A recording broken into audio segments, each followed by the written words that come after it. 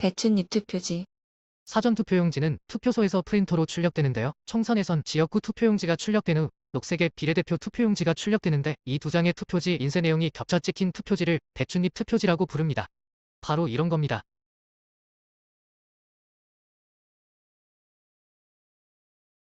부부충들은 이미 선관위가 해명까지 했다며 애써 진실을 외면하려고 하지만 선관위의 해명이라고는 사무원이 이렇게 해서 생겨난 일이란 구차한 변명이 전부입니다. 그리고 설령 투표지를 든 사무원의 손이 빨려 들어갔다 치더라도 선관위 매뉴얼에 따라 재발급을 하면 되므로 이런 투표지를 교부할 이유가 없습니다.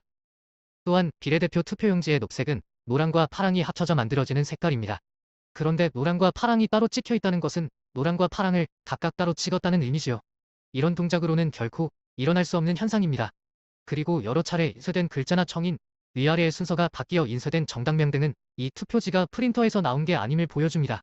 무엇보다도 결정적인 것은 먼저 나온 지역구 투표용지가 절단되는 순간 이미 비례대표 투표용지 상단은 출력을 마친 상태이므로 이런 투표지는 절대 나올 수 없다는 점입니다. 10선비.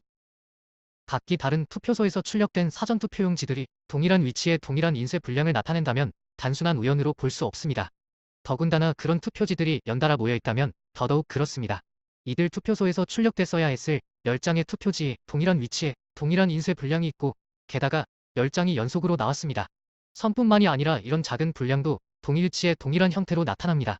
관리관 도장이 다르다는 것은 투표지의 출력 장소도 달라야 한다는 뜻인데 이런 동일한 패턴의 인쇄 분량은 이 투표지들이 가짜임을 말하고 있습니다. 쌍둥이 투표지.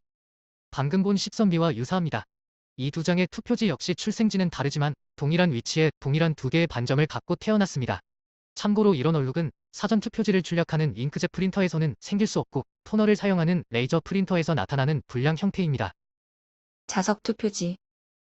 2020년 총선 때부터 2025년 대선 때까지 빈번히 발견되는 위조 투표지입니다. 유권자는 한 선거에 한 장의 투표지만 교부받으므로 절대 나올 수 없는 현상입니다.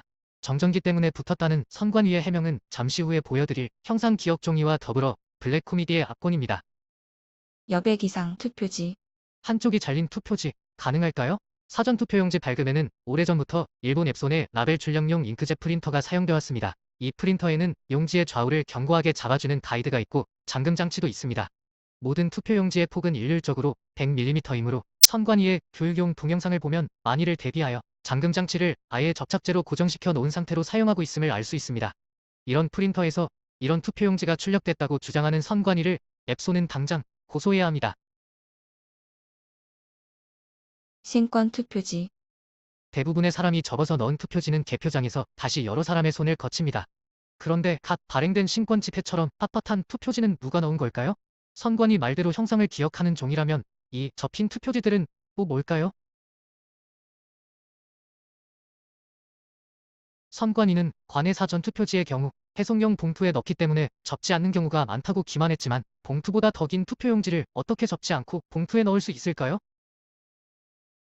게다가 봉투에 넣지 않는 당일 투표용지에서도 이런 신권은 마찬가지로 목격됩니다. 개표장으로 몰래 반입된 위조 투표지인 것입니다. 일장기 투표지. 사무원이 만년도장 찍는 법을 몰라서 한 투표소에서 1000장 넘는 투표용지에 이렇게 날인했다는 게 믿어지세요?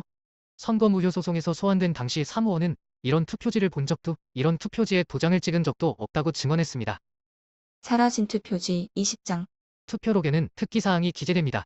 경기도 파주 금촌이동 투표록에는 실수로 날인하지 않은 투표용지 20장에 대해 사무원이 남긴 기록이 있었으나 선거 무효 소송 재검표 때 이런 투표지는 한 장도 나타나지 않았습니다. 왜일까요? 재검표를 위해 투표함이 통째로 바꿔치기 됐음을 짐작할 수 있습니다. 재단 잔여물.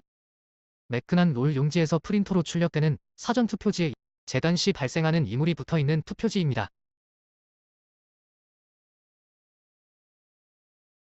선관위는 관외 사전투표지 회송용 봉투 절단 시 발생할 수 있는 일이라고 변명하지만 한 방향으로 투입해서 끝까지 절단되는 절단기의 특성상 절대 발생할 수 없는 현상입니다. 민주당 연속표. 개표를 하게 되면 이렇게 여러 후보의 투표지가 섞여 나오는 게 정상이지요. 그런데 민주당 후보의 표만 연속 나오는 광경이 자주 목격됩니다. 얼마 전 2025년 대선에서는 3000장이 넘게 이재명의 표만 나오기도 했습니다.